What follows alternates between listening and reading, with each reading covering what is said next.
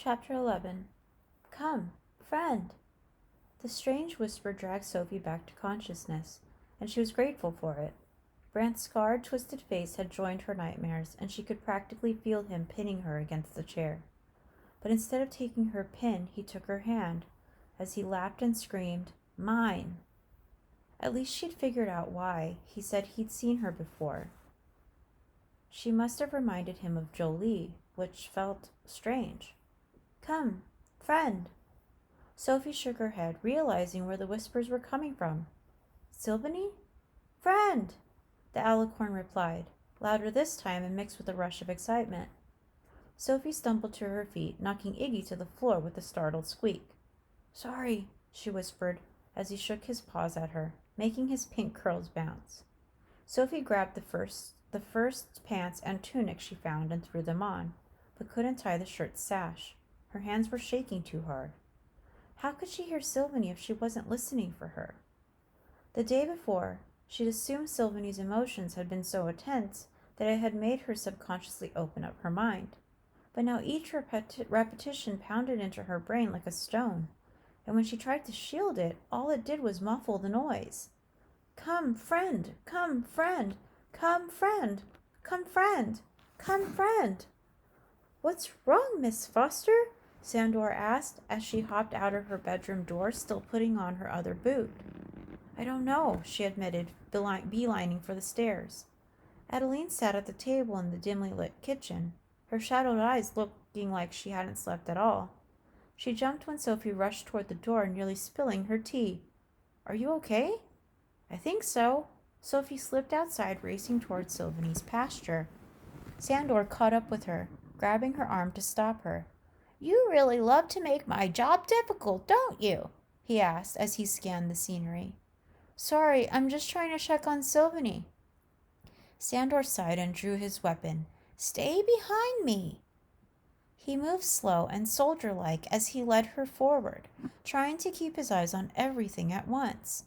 But when Sylvanie's closure came into view, the glittering horse was alone, circling the highest part of her dome, still transmitting, "Come, friend!" over and over.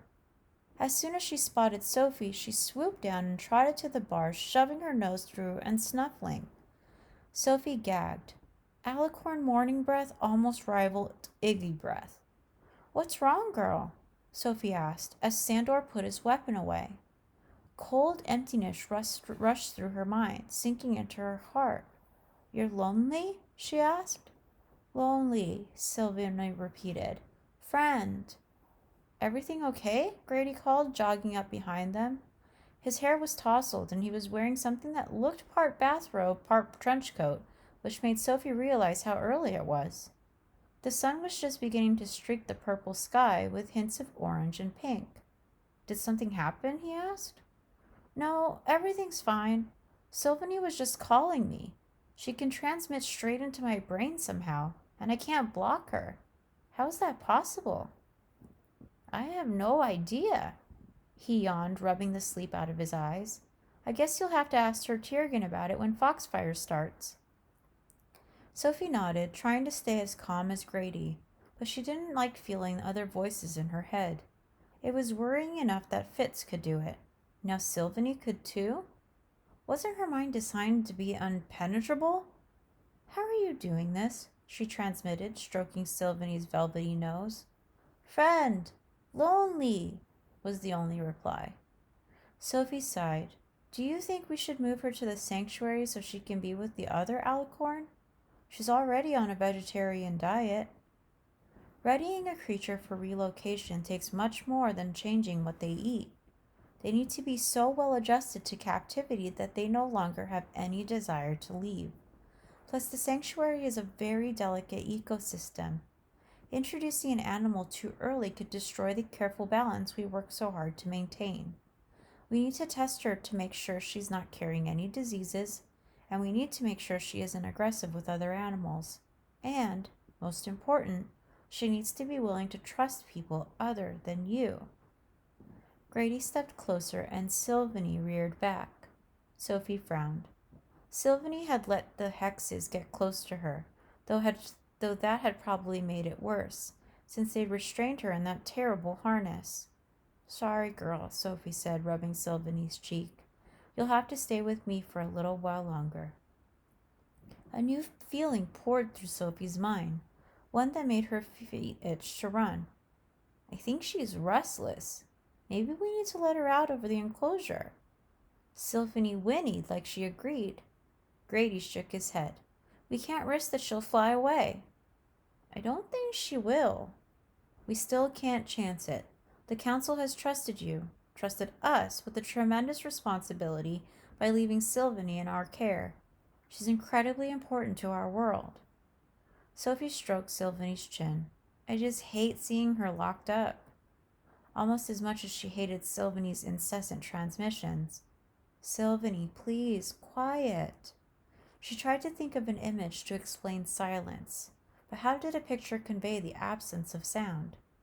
It didn't matter. Sylvanie was insistent, stamping her hooves and transmitting her commands. We have to do something to calm her down. She's giving me a migraine. Why don't you go in the enclosure with her? Sophie doubted it would be enough, but it was better than nothing. Treat? She asked Sylvanie as she grabbed a fistful of swizzle spice from the nearby pile. She threw the stalks as far as she could, and when Sylvanie trotted after them, Grady unlocked the gate and she rushed inside. By the time the distracted horse realized what happened, the gate was safely latched again. Now what? Sophie whispered as Sylvanie eyed her, sniffing the air for more treats. You're the one who has the special connection to her. Yes, but having a connection didn't mean she knew how to entertain a large, glittery horse. She couldn't exactly play fetch. She settled for calling Sylvanie to her side and rubbing her shimmering fur until her mood mellowed. It's so strange that you can use your telepathy on her, Grady murmured. I just tried mesmerizing her and it had no effect at all. I wonder what they did to your mind to make it work that way. Sophie cringed. Sorry, I didn't mean it like that. It's okay. I know I'm a freak. You're not a freak, Sophie. Come on, everyone thinks it. Not me. Right. Sure. She pulled her hair around her face, wishing she could hide. I know it's hard. Do you? Sylvanie whinnied at the shouted question, and Sophie reached for her. Sorry. Calm. Calm, Sylvanie repeated, filling Sophie's mind with warmth again. I do, Grady said quietly, and the sadness in his tone made Sophie turn to look at him. It's not exactly easy being a mesmer. Now he had her attention. When she'd first met Grady, he went out of his way to avoid telling her what his ability was, but she'd thought that was because the council was always pressuring him about it, not because he didn't like it. Kids at school didn't trust me after I manifested, told me they didn't want me messing with their minds. Others would lie to get out of detention and say I made them do whatever they got caught doing, and when I get awards or praise, they'd claimed I used my ability to cheat. Even Adeline's parents teased me when we got engaged, said they should find a way to make sure I hadn't mesmerized her into marrying me. They meant it as a joke, but Sophie felt the same way when people teased her about being an inflictor, even when they were just having fun. Being powerful worries people, Sophie. It's unfair and it hurts, but you can't understand why it happens. She kicked the ground. She could, but that didn't mean she liked it. You've had a huge burden dumped on you. Trust me, no one understands that better than me. I wish I could make it easier, but I can't. Except to tell you the same thing my parents told me when I would get so angry I wanted to throw stuff. They'd say, someday your ability will do big things, and the world will be grateful we have you. The words should have been comforting, and they were, except, what if she really was someone's puppet? Could she be programmed to do certain things? Bad things? So, do you think Sylvanie will let you sit on her back? Grady asked. Huh? If you're going to be working with her, you're going to need to learn how to ride her. Sophie had a feeling he was just trying to distract her and cheer her up, but it would be fun to ride an alicorn. Then again, she was suddenly realizing how very large Sylvanie was, and how very high off the ground her back was. How do I even get up there? Can you get her to kneel down? Maybe. Kneel, she transmitted. sending Sylvanie an image of the position she meant. She had to repeat it 3 times before Sylvanie lowered her head and bent her front legs. Amazing! Now just make her sure she's calm and climb on. Sophie stared at the crouched horse. What if I fall? We have Elwyn on standby. Very funny. Come on, aren't you always saying we worry too much and never let you take any risks?